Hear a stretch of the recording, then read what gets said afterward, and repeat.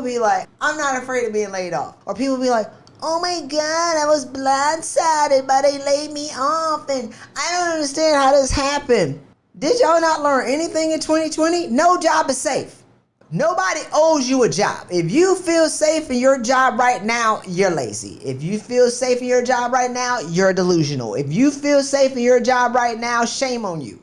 You should not be blindsided by a layoff. You should not be blaming them for why they escorted you out the door, because when they lay people off now, they come and they tell them in like Slack message or on email, and it's sudden. And if you're not prepared, you're devastated, and then you fall apart, and then you take your victim self to the next job trying to get them to open the door for you, and then you get mad because they don't, because you're an angry victim.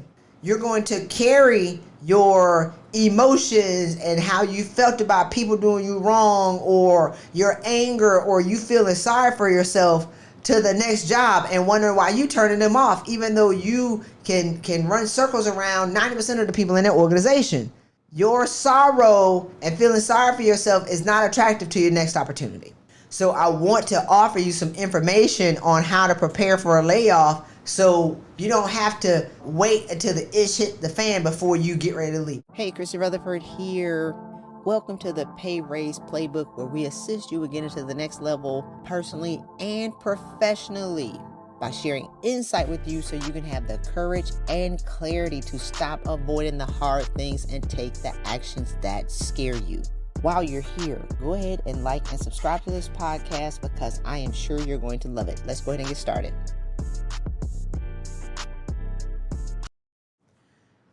Welcome everyone to Money Loves Happy People. I'm your host, Christy Rutherford, and today we're going to be talking about how to prepare for a layoff. So while you're here, go ahead and like and subscribe to this podcast. Leave us a comment, leave us a review, and let us know that we're the greatest thing ever. But I really want you to just catch up on some of the things that we've talked about, because I want you to be in a position to pick up your bed and walk when the time comes. So, how do you prepare for a layoff? Why do I want to talk about it? I'm talking to people. People be like, oh, I'm not afraid of being laid off. I'm like, what is going on? Oh, I'm not. Or people be like, oh my God, I was blindsided, but they laid me off and I don't understand how this happened. Did y'all not learn anything in 2020? No job is safe. I recently read that Tesla laid off, 5,000 of its electronic charging station people in the middle of the night, and they were all shocked and devastated. Why? Why did you think your job was safe? You're lazy. I said it.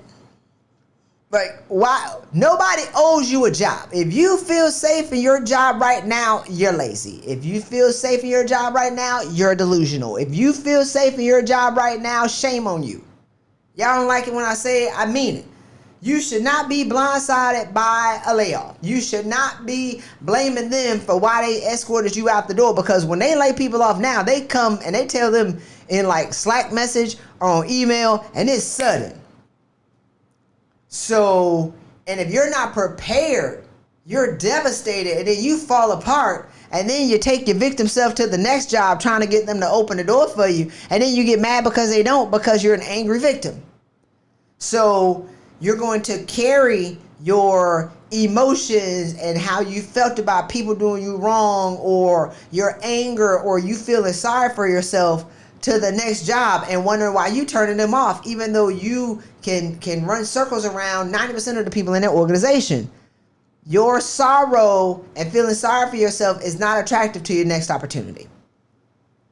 So I want to offer you some information on how to prepare for a layoff so you don't have to wait until the ish hit the fan before you get ready to leave. Now, let me tell y'all something. Okay, so I was in the military, right? And we stayed for 20 years. As long as I work 80 hours a week, which I ain't have to, but whatever. As long as I work and do what I'm supposed to do, and I'm promotable, which I was, because I'm the greatest ever, let's be clear, I was pretty much guaranteed retirement as long as I worked for it, right? And so I knew that if I did all these things and said all the right things, I'm trying to build all these relationships, which is what I'm teaching in this podcast, that my job was secure. But what had happened was, I think I was at the 11th year, because at year 10, you make the decision whether or not you're going to stay for the next 10. I would have retired when I was 40. And so that's a big decision of, am I going to leave or am I going to stay? Well, I love my job. I hated my life. I love my job, but I didn't really know what I did outside of my job. So I had this tunnel vision. And so, because I gave my job my everything, basically proving people wrong and what they said I couldn't do. So I didn't have anything outside of that, even though I had been offered jobs at least once a month. And how do people offer you jobs once a month? They be like, you loyal to the Coast Guard, huh? I be like, oh man, I'm hard to the guard. Like I'm in it.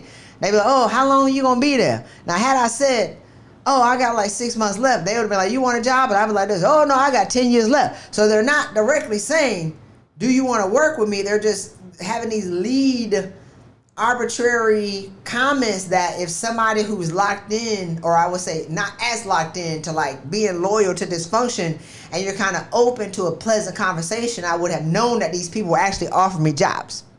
Hey, Christy Rutherford here. Have you joined me on my mentorship community? And if not, what are you waiting for? According to a Bain study, 90% of women who got to the executive level had sponsors and mentors. And if you don't have a mentor, how do you expect to get to the next level? In this community, not only do I have my signature resume course and my course, 7 Keys to Getting the Raise, Bonus, or Promotion That You Desire and Deserve, I show up and answer your questions live. So if you want to get to the next level in your career, if you're ready to stop procrastinating and get things done, join us in this community. It's only $2.99 a month. Go to the link prpmentor.com or use the link on around this video. I can't wait to see you on the inside and answer your questions and get you to your next level of success. Take care. But it's like, so I think it was in year 11, and this lady lied and said that me and my personnel gave her classified material. Yo, I don't think I ever told this story publicly, but the investigative service, so it's like our NCIS came to my office from DC, and they were like, you have the right to remain silent. Anything you say can and will be used against you. I said, what the F-U-C-K? I'm Christy Rutherford, one, the greatest ever. 2, I was a part of the Hurricane Katrina response. I shook hands with the president. 3, I had just gotten an award for being one of the top female junior officers in the organization. How you gonna read me my rights and tell me I have the right to remain silent? I was devastated, and I'm sitting there in disbelief like, oh, S-H-I-T. Now, I had money saved. I didn't have enough money saved. I think I was making about $80,000 a year at the time. I didn't have enough money saved to be able to sustain my lifestyle because I'm bougie, okay? I had experience and qualifications, but I had not taken stock on how my skills transfer into other organizations. I was tired, stressed out, crazy, working 80 hours a week. So if my career is done that day, I would have been disoriented because I had not planned. I didn't have a plan B.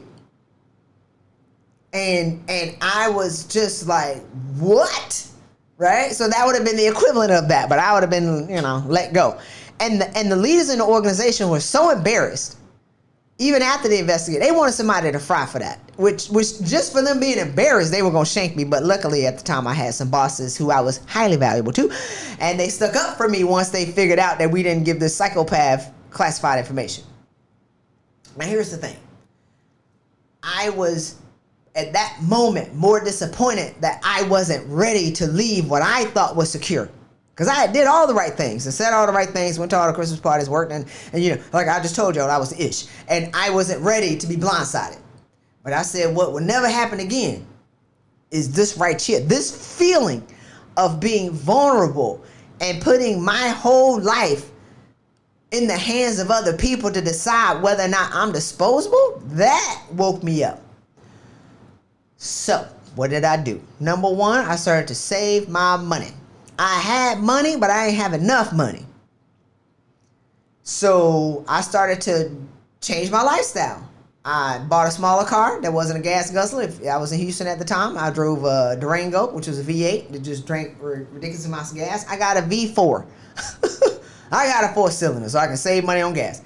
I ended up renting a room for my friend in her house that cut my rent for my apartment in half. I put my stuff in storage and I rented a room from her. So I started to stack all that money. I actually got a part-time job. People don't know that because I wasn't supposed to get this job, but I got a part-time job as a waitress. Because I like being a waitress. You get to talk to people and you make money. I wasn't doing it on the weekends. I should have been getting a life, but whatever. Side story. I started to stack that money. So I downsized the cable bill and I was looking at like a phone bill. So I started to downsize the fluff. I stopped eating out as much. So I just started stacking my money. I started investing my money and I started to stack my money. So the number one way to prepare for layoff is to get an adequate understanding of how you're showing up financially. That's a part of the work that we do in my program. And I don't know if I want to share it here, but I guess it's already out the bag. I just said it, so I'm going to keep going. Well, we get an accurate understanding of how much you got. If you lost your job today, is a question that I always ask. How long can you survive financially before you start to lose assets? That's not a question that we're willing to explore. That's a question that keeps a lot of women up at night. But here's the thing that I know about a lot of women. Some women are so crazy and working themselves to death that they don't realize they got $500,000 in the bank. What? Exactly. One of my clients almost had 2 near fatal car accidents from driving home late at night, and she had $250,000 cash in the bank.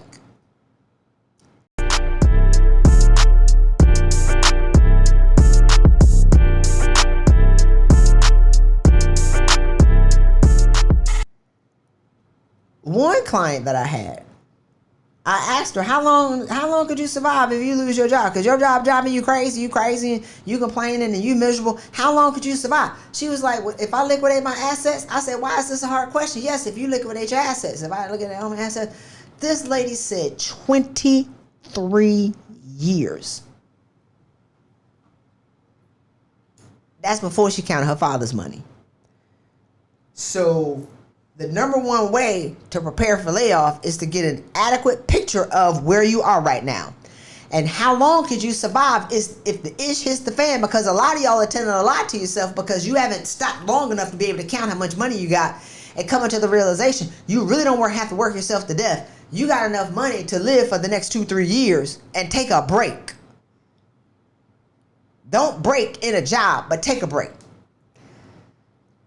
But if you don't have it, like I didn't have it at the time, I think I had like $30,000 saved, and I didn't know that was number one. I ain't have enough, so I started to stack my money.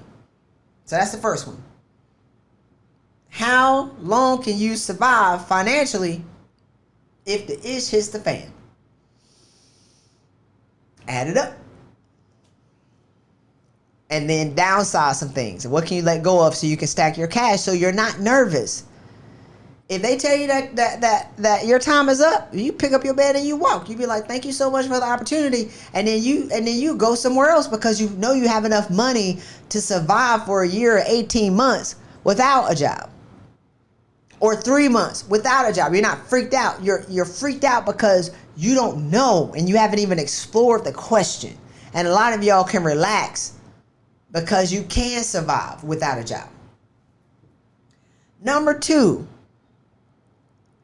Taking adequate responsibility and being able to articulate who you are, what value you bring to another organization. I always think that you should be exploring other opportunities anyway. We can't keep getting mad that the men will use these jobs as stepping stones and we the cornerstone stuck in the corner, be in the background and everybody else is foreground. One of my clients was it was an organization, a tech organization. They always had high turnover. She had been there for 5 different boss rotations. She had supported 5 men as they came in and out, checked that box in that job, they was gone. They come in and work eight months to about 13 months.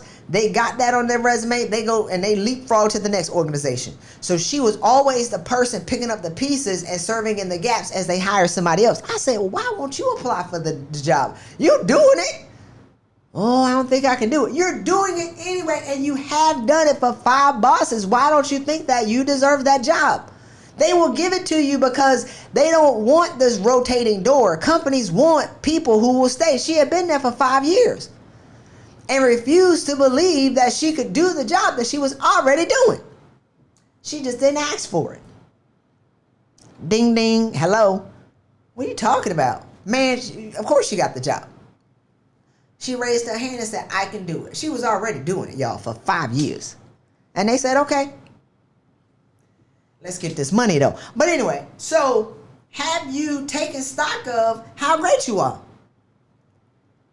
We talked about it in the previous episode of the resume course, and y'all will see the commercial throughout this podcast. But that's how you're able to clearly articulate who you are. The resume course is $39. I'm not going to become a millionaire on this course. I did it. I'll give it away for free.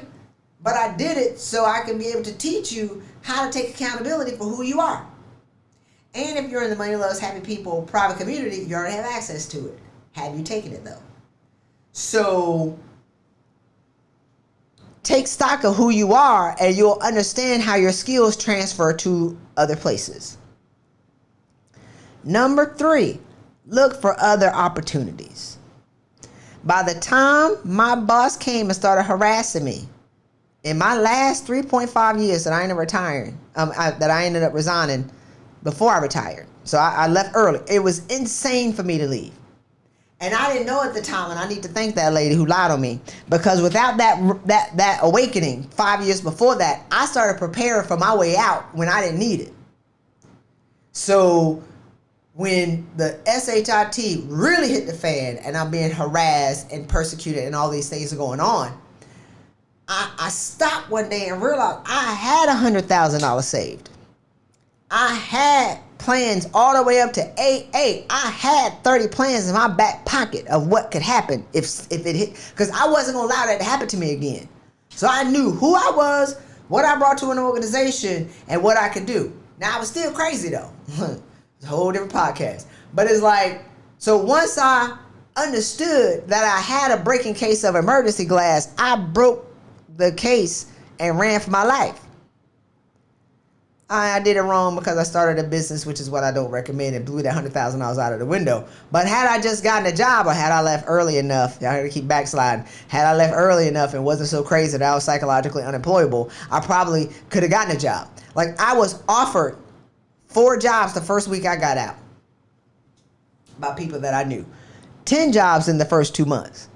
People were like, you did what? You need a job? I was like, man, please. I was so crazy, y'all.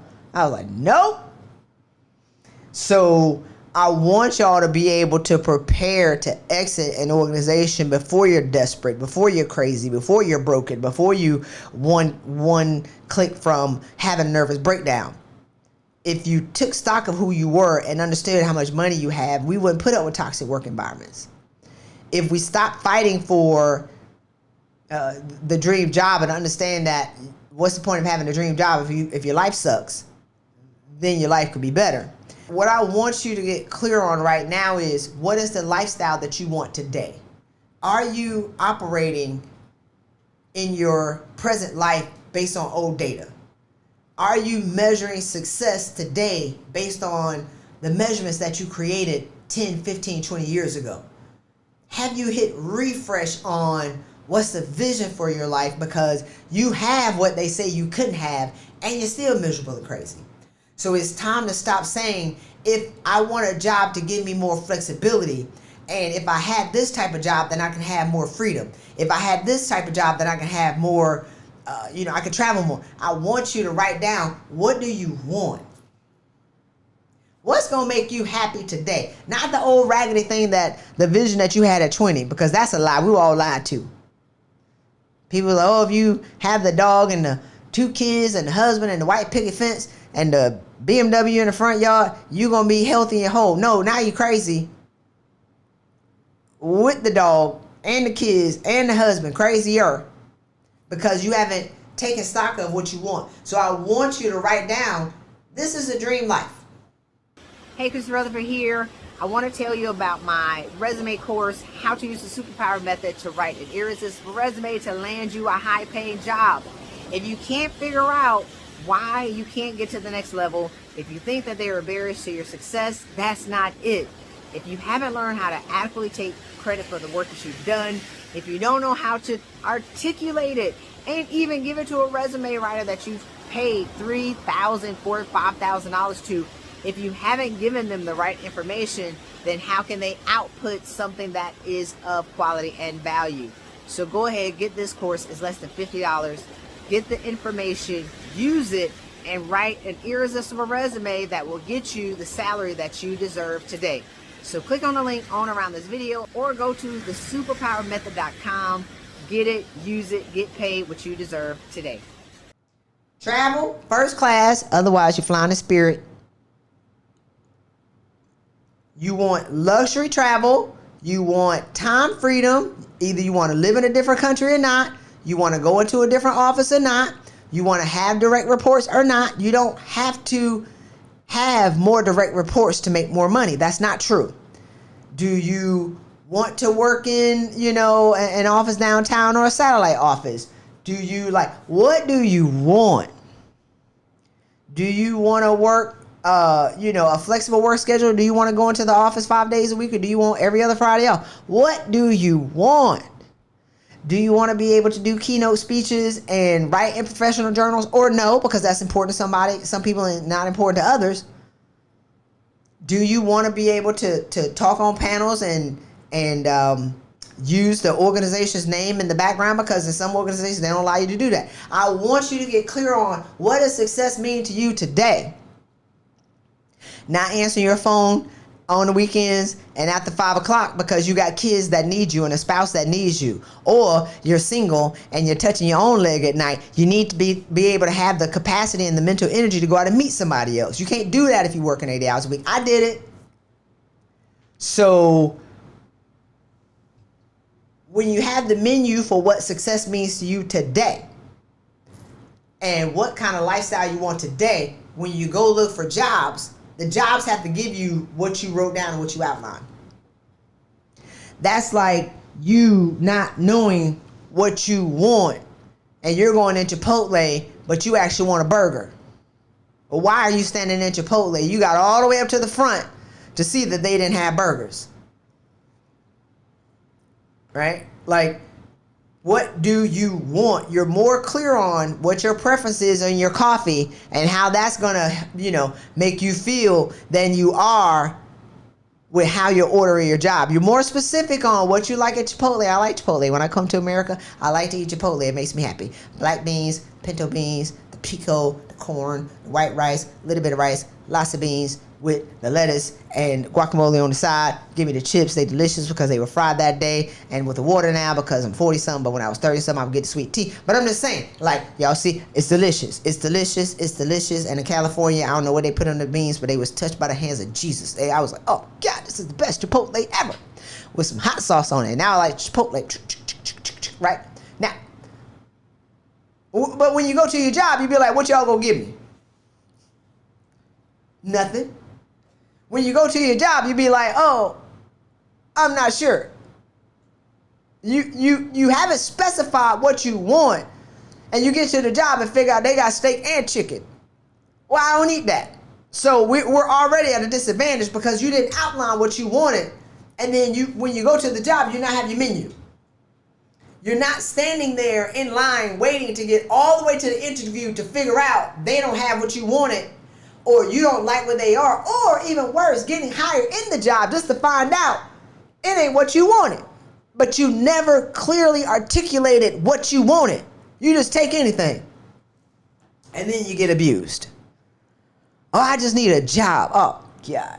Women say that. Get out my inbox. Get off my phone. Get off my webinar. Get out my face. You can't be like, I just need a job and then cry foul. You can't be like, I just need a job and then say they not paying me my value. You can't be like, oh, I just take anything. I'm just desperate. My kids need food and all this other kind of stuff. Here's the thing. I got this lady who was in my inbox one time. And she was going on and on and on. And then she's like, oh, everybody's saying I'm overqualified and they're not hiring me.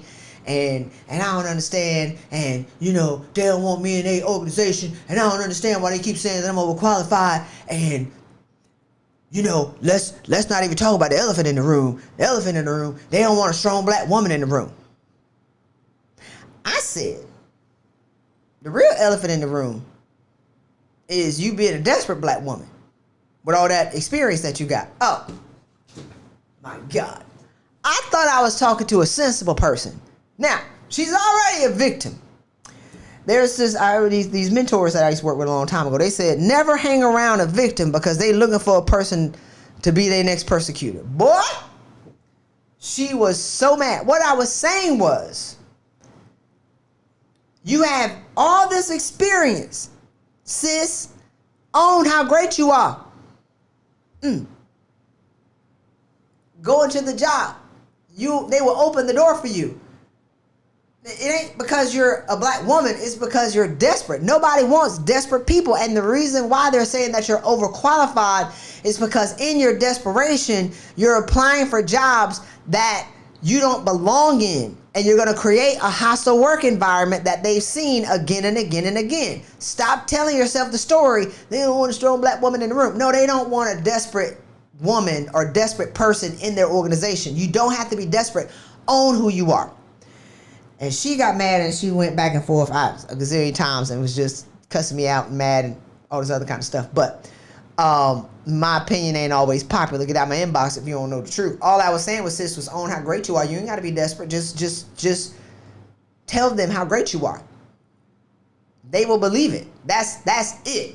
She didn't get that part of the memo because she wasn't listening to my podcast. So, the 3 ways to prepare for a layoff. Number 1, get clear on how long you can survive. If you lose your job tomorrow, how much do you need? How long can you survive financially if it hits the fan? So you can ease your mind or you can start to do different things to stack your money. Number 2, be able to clearly articulate the value that you have to other organizations. And number 3, always be dating other organizations. And understand that we had a client that ended up getting a job at an organization they laid off 10,000 people in July. They hired her in August at $575,000. Just because people say, oh, my industry, people are laying off, that means that they actually have jobs. They laid off 10,000 people. If they've recaptured $80 billion in salaries, that means that they got $80 billion in salaries to pay out. They're looking for top talent. They're looking for people who know who they are. They are looking for women. Hello. Ding, ding, ding, ding, ding. They want women on their teams. They want senior women on their teams. They want senior women of color on their teams. They want senior black women on their teams. I say it again and again and again and again. My story has not changed in the past 4 years. The only thing that's changed is the number of women who have proven me right. $15 million in salary raises since 2020 and some of the toughest economic times in our lifetime. And I'm right. Prove me right.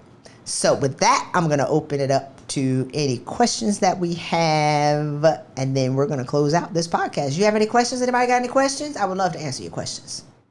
First, you have a question on the second point where you mentioned about taking adequate responsibilities and being able to articulate.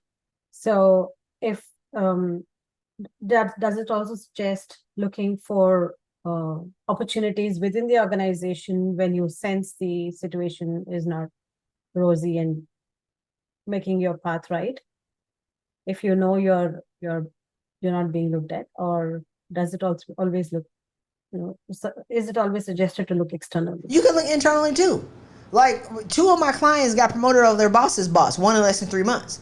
And this was a lady in a different country, Filipino, and she was just working and burning herself out. She never stopped to take accountability for how great she was. So let's say this, and this was during the Christmas holidays, otherwise we would have got it done in a shorter period of time. So once we started to write down the same thing about talking about on a resume, what she's done, she was like, oh my God, I didn't know I did all of this. Now she understands the value that she brings. So she asked her manager, we asked for three things. We wanted a 30% raise. We wanted her to go to the Harvard Business School equivalent in her country, which is Denmark at the time. And then it was one more thing that she asked for. Oh, she wanted the reporting structure to change because she wasn't reporting to the bosses she was supposed to report to. And so she asked in December.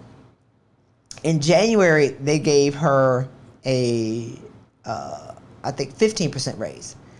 Or it was 3% or 15%. It was a long time ago, like 2009. But it was what she didn't ask for.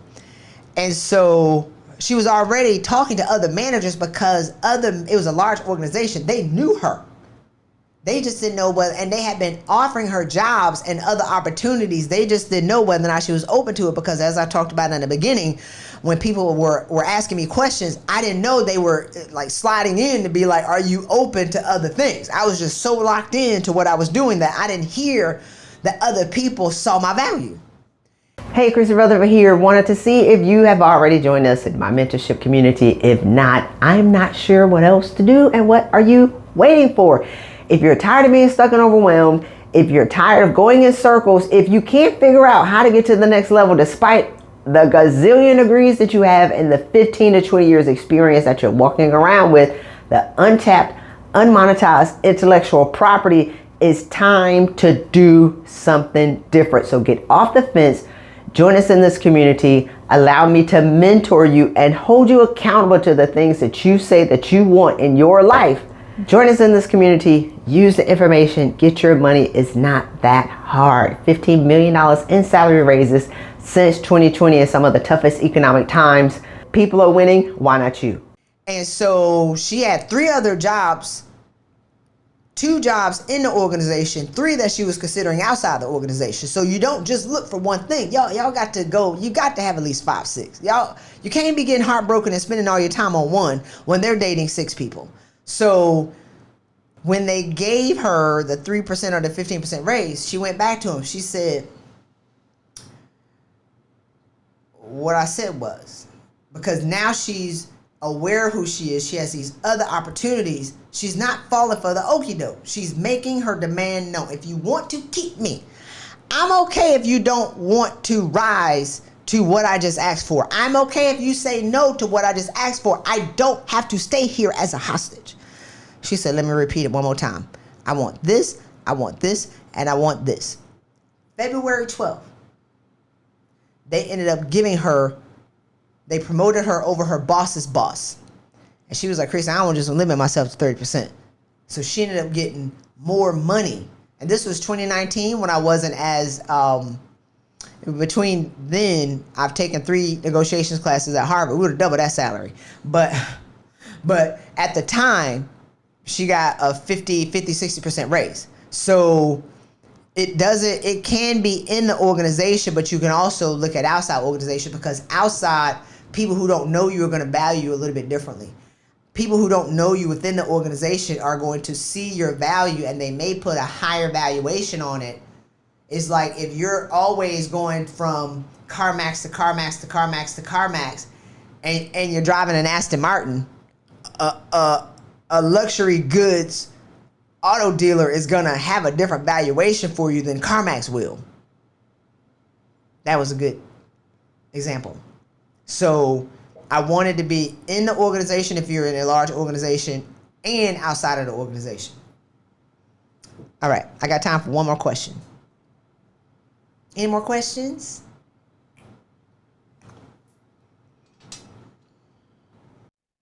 No, I think money on one side is a difficult piece, because how long can you survive? I think it depends on how quickly am I looking at myself and upping my game.